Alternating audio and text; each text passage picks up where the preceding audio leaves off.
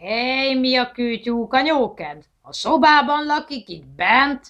Lám, csak jó az Isten jótád.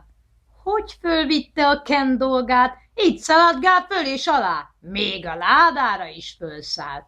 Eszébe jut, kotkodákol, s nem verik ki a szobából.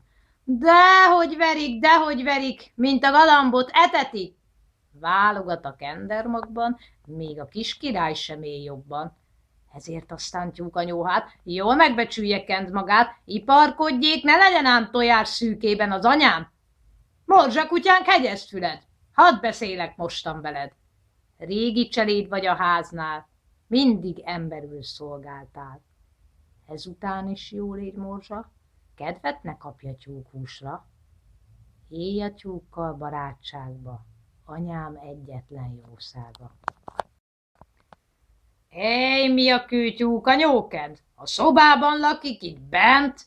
Lám, csak jó az Isten jótád. Hogy fölvitte a Ken dolgát, így szaladgál föl és alá, még a ládára is fölszállt.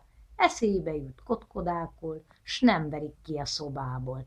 Dehogy verik, mint a galambot etetik. Válogat a kendermagban, még a kis király sem él jobban.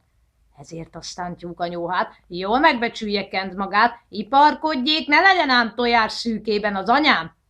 Morzsa kutyánk, hegyezd füled, hadd beszélek mostan veled. Régi cseléd vagy a háznál, mindig emberül szolgáltál. Ezután is jó légy, morzsa, kedvet ne kapja tyúkhúsra. Élj a tyúkkal barátságba, anyám egyetlen jószága.